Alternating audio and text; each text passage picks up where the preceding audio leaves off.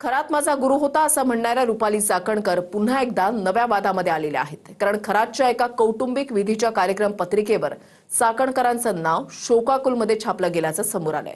पाहूयात।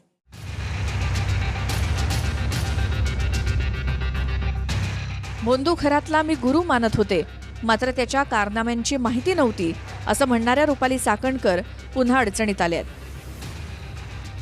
कारण खरात कुटुंबातल्या एका दशक्रिया विधीच्या पत्रिकेत चाकणकरांचं नाव शोकाकुलांच्या यादीत असल्याचं समोर आलंय।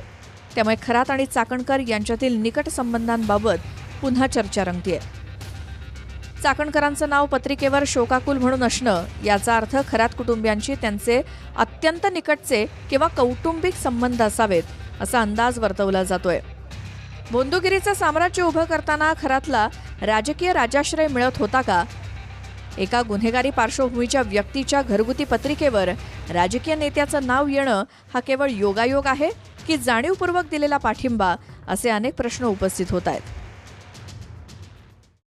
सह आरोपी करून त्याच SIT मार्फत त्यांची चौकशी जर केली तर आता जे तुम्हाला हिमनगाचं टोक दिसलाय तर ते पाण्याखाली काय आहे हे पण तुम्हाला दिसेल असं मला वाटतं। आता तुम्ही विचाराल मी असं का म्हणत आहे?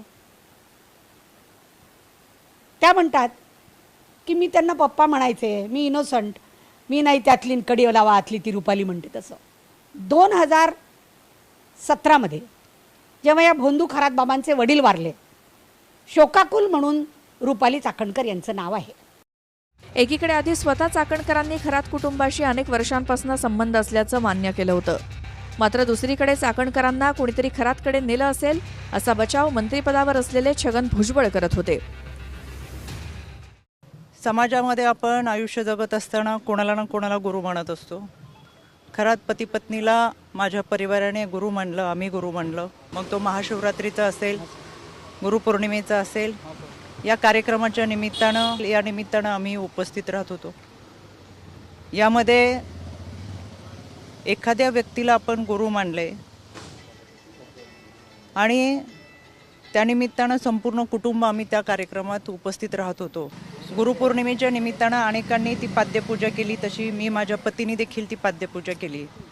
एखाद्याची वैयक्तिक वागणूक, त्याचं वैयक्तिक आयुष्य याच्याबाबत आपल्याला कोणतीही सुतराम कल्पना नसते। आज आपण ज्यांच्याबरोबर आहोत, जे आपल्याबरोबर आहेत, ते उद्या पुढे जाऊन कसं वागणार आहेत ही कल्पना आपल्या कोणाला नसते। तर आता यांच्याकडे सुद्धा बरीच मोठी मोठी मंडळी येत होते। आता ज्या रुपाली चाकणकर त्या पुण्याच्या, त्यांना काय माहिती इकडे, त्यांना सुद्धा कोणीतरी तिकडे नेलं असेल। कोणी नेलं काय कल्पना नाही, पण नेलं असेल ना कोणीतरी। ही घटना समजली त्यावेळेस मला तो धक्का बसला। मी लगेच ते ट्विट देखील केले सुरुवातीला की या देवस्थान ट्रस्टशी माझ्या कुटुंबाचा संबंध आहे, पण खरात आणि त्याच्या वैयक्तिक आयुष्याबद्दल काही माहिती असायचं कारण नव्हतं। तर मी त्याच वेळेस एका व्यक्तीनं सांगितलं की काय नाही म्हणे, हा 10वी नापास आहे म्हणे।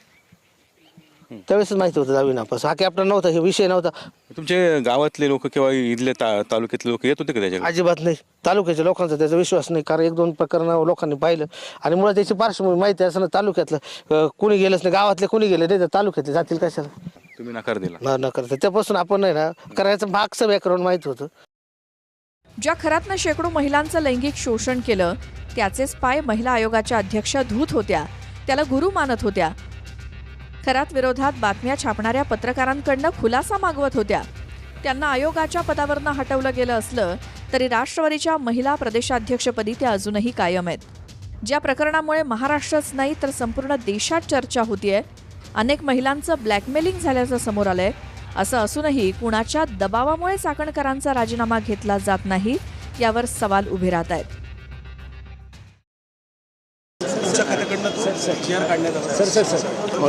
चालू कर ना माईक चालू।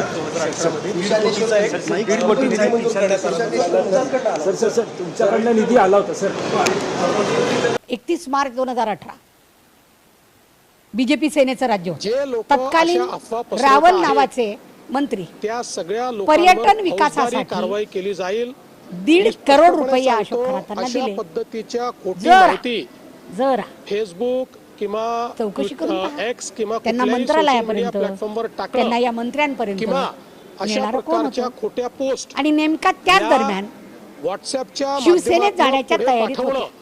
तुम्ही म्हणजे फॉरवर्ड भाजप तरी सेनेशी केली तरी यांचे तो गुन्हा सुमधुर ठरेल संबंध होते की आणि नाही? अशा गुन्ह्यातल्या हे बिंदू प्रत्येकावर आपल्याला फौजदारी जोडावे कारवाई लागतील. होऊ शकते. We have to be bit त्यामुळे मी logical. सर्वांना या ठिकाणी स्पष्टपणे खरातचे कारनामे सांगतोय काय होते की हे त्याच्या खोट्या गावासहित अफवा पसरवू जवळपास नका, अख्ख्या तालुक्यात नाहीतर माहीत होते. फौजदारी कारवाईला मग सामोरं अशा वेळी जावं गृह खातं आणि इंटेलिजन्स काय करत होतं?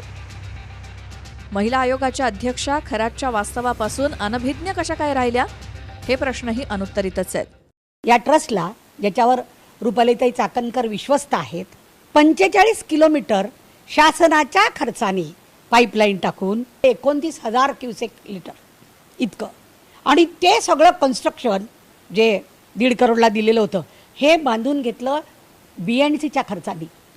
मला सांगा, रुपालीताई म्हणतात माझा त्यांचा फक्त गुरु माऊली आणि शिष्य एवढा संबंध होता, बरोबर, आणि दुसराच कोणीतरी त्यांना ही मदत केलेली आहे. विश्वस्त कोण झालं असतं, या की दुसरा? जो मला 1.5 करोड रुपये आणून देईल, जो माझ्या संस्थानला इतकं मोठं पाणी आणून देईल, तोच माझा विश्वस्त होईल ना. गैरा का होईल? जर काम दुसऱ्याने कोणीतरी केलं आणि यांना विश्वस्त केलं तर हा बाबा मूर्ख असायला पाहिजे. आपल्याला तर दिसत नाही तो बाबा मूर्ख आहे म्हणून यांना सहआरोपी करून यांची चौकशी व्हायला पाहिजे.